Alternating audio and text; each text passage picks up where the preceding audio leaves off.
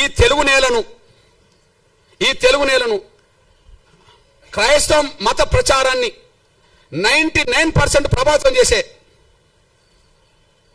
పెద్ద పెద్ద ఫాదర్ల పేరు, పాస్టర్ల పేరు, బ్రదర్స్ పేరు మీకు చదివి వినిపిస్తా. ఇందులో ఒక్క దళితుడి పేరు చెప్తే నేను 100 ఏళ్ల క్రితం 4 పేరు చెప్పాను. 100 ఏళ్ల తర్వాత 10 మంది పేరు చెప్తా. ఒక్కసారి ఆ 10 మంది పేర్లు వినండి. బ్రదర్ అనిల్ కుమార్, వైఎస్ రాజశేఖర్ గారు అల్లుడు. బ్రదర్ అనిల్ కుమార్, వైఎస్ రాజశేఖర్ గారు అల్లుడు. చాలా గొప్ప ప్రచారకుడు, బ్రాహ్మణ్. ఓకే, ఆయన పెద్ద ప్రచారకుడు అని చెప్పి మా బ్యాచ్, ఆయన గొప్పోడు, గొప్ప ప్రచారకుడు అని చెప్పి వీళ్ళు వెళ్తారు. అక్కడ దాకా ఎదగరు వీళ్ళు, కానీ ఎక్కడికి వెళ్తారు? ప్రచారకుడు ఎవరు? అనిల్. ఇప్పుడు మీరు చూడండి, ఒకే చోట ఉండి 100ల చోట్ల వీడియో, అది కెమెరాలు పెడతారు. ఏంటిది అది? డిజిటల్ సంబంధించిన పెట్టి లక్షల మందిని ప్రభావితం చేసే బ్రదర్ సతీష్ కుమార్, లక్షల మందిని ప్రభావితం చేసే బ్రదర్ సతీష్ కుమార్ ఓసీ కాపు. ఓకే, ఓసీ కాపు. బ్రదర్ కేఏ పాల్ ప్రపంచ సువార్థికుడే, మనందరూ తెలుసు. ఇక్కడ నుంచి ప్రపంచ దేశాలకు ప్రభావితం చేసే వ్యక్తి, Kapu. Okay, brother John Wesley, brother Rajahmundry కేంద్ర జాన్ వెస్లీ, ఇతను మన మంగళి సోదరుడు, చాలా ప్రభావితం చేస్తున్నాడు, BC. Vijay Paul Reddy, brother Vijay Paul Reddy చాలా ప్రభావితం చేస్తున్నాడు. Jayaprakash Paul Brahmana, Jayaprakash Paul Brahmana. Shyam Kishore, pastor Shyam Kishore OC Kamma. Okay, OC Kamma. Stephen Paul, pastor PJ Stephen Paul OC Brahmana. Hosanna ministries John Wesley Kapu. Pastor Salem Raj BC, Pasam Salem Raj BC. మా దళితుడు ఎక్కడున్నాడో నాకు అర్థమవుతలేడు. వీళ్ళు ఈ తెలుగు నేల మీద క్రైస్తవ మత ప్రచారకులుగా వాళ్ళు దేశంలో అంతర్జాతీయ స్థాయిలో పేరు తెచ్చుకుంటున్నారు. వాళ్ళని నమ్మి సమానత్వం ఉన్నదని చెప్పి వీళ్ళు భక్తులుగా పోతున్నారు. ఇప్పుడు ఈ ప్రచారం చేసిన వాళ్లకు, ఈ మతంలో చేరండి, మతం గొప్పదని చెప్తున్న వాళ్లకు 1950 ఆర్డర్ వర్తించదు.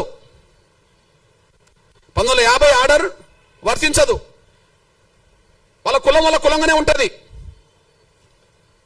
వాళ్ళ కులం వాళ్ళు బ్రాహ్మణ కులమే, వాళ్ళు ఓసీలే. వాళ్ళు కమ్మ కులమే, వాళ్ళు ఓసీలే. మా మంగళ సోదరుడు బీసీనే, కాపులు ఓసీనే అక్కడ కదా, కమ్మ వాళ్ళు ఓసీనే. ఈ ఆర్డర్ వాళ్ళకేం వర్తించదు. ఎవరైతే క్రైస్తవ మతం చాలా గొప్పదని ప్రచారం చేసి దూసుకెళ్తున్నారో, పేరు తెచ్చుకుంటున్నారో, ప్రతి ఆదివారం, శనివారం, శుక్రవారం ప్రతిరోజు ప్రార్థన పేరుతో దశమభాగం తీసుకుంటున్నారో, ప్రార్థనల పేరుతో దశమభాగం కోరుతున్నారో, అసలు దశమభాగం ఇవ్వకపోతే కూడా దేవుడు అంగీకరించాడని చెప్పి మళ్ళీ భయభ్రాంతులు గురి చేస్తున్నారో,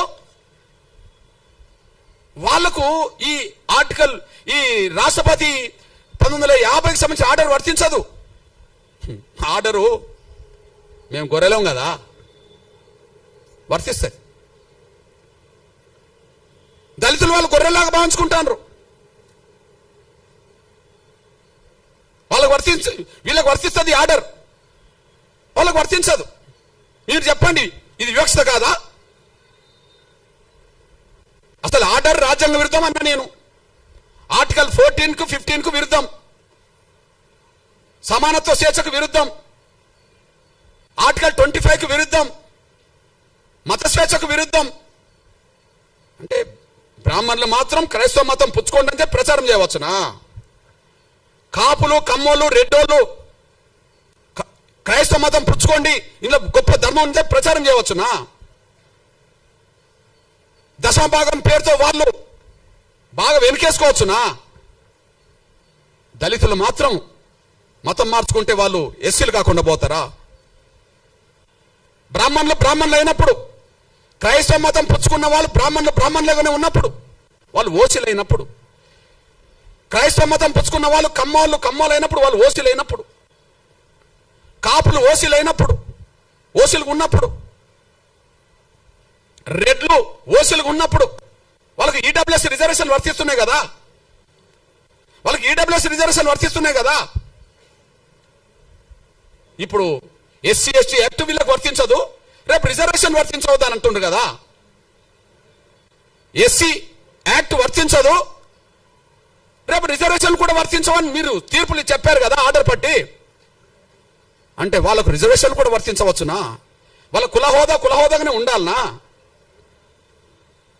వాళ్ళ కులహోదాను ఉండాలి. వాళ్ళ బ్రాహ్మణులు ఓసీ హోదా ఉండాలి. వాళ్ళు క్రైస్తవ మతం పుచ్చుకున్నా ప్రచారం చేసినా వాళ్ళ ఓసీ హోదా పోతలేదు, వాళ్ళ బ్రాహ్మణ కులం హోదా పోతలేదు, కమ్మాల హోదా పోతలేదు, రెడ్ల హోదా పోతలేదు, కాపుల హోదా పోతలేదు. చివరికి మా బీసీలు కొంతమంది ప్రచారకులు మత ప్రచారకులు అవుతే వాళ్ళ హోదా బీసీలుగానే మంగళగానే ఉంటుంది.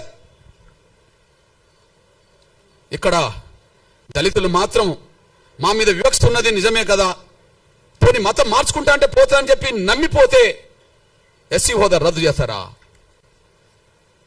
ఇది వివక్షతో కూడిన ఆర్డర్ కాదా?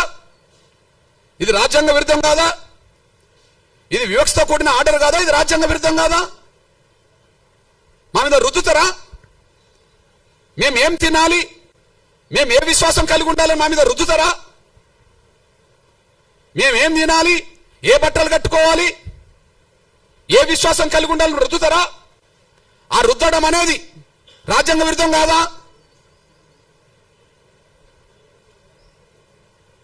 మత స్వేచ్ఛ లేదని, ఎవరు కూడా హిందూ ధర్మంలోనే ఉండాలని కుల వ్యవస్థ రద్దు చేసి ఆర్టికల్ 25 తొలగించండి, మాకు అభ్యంతరం లేదు. మత స్వేచ్ఛ వద్దు, అందరూ హిందువులుగానే ఉందాం, అందరూ సనాతన ధర్మం విశ్వసిద్దాం, అందరూ హిందువులుగానే ఉందాం, సనాతన ధర్మాన్ని విశ్వసిద్దాం, కుల వ్యవస్థ ఉండదు, కులాన్ని రద్దు చేస్తున్నామని చెప్పానండి. దాని ద్వారా మెజార్టీ ప్రజలు ఆర్టికల్ 25 ఉన్నా లేకపోయినా దాన్ని పట్టించుకోరు.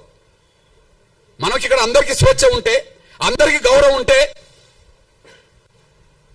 ఈ మత విశ్వాసాల్లో హిందూ ధర్మంలో లేదా సనాతన ధర్మంలో ఏదో ఒక లోపం లేకపోతే, కుల వ్యవస్థను సమర్థించే వ్యవస్థ లేకపోతే ఇన్ని ఎందుకు వస్తాయి? మనం విస్తరించలేకుండా పోయినాం, కానీ వాళ్ళు విస్తరించుకుంటూ ఇక్కడికి వచ్చేశారు.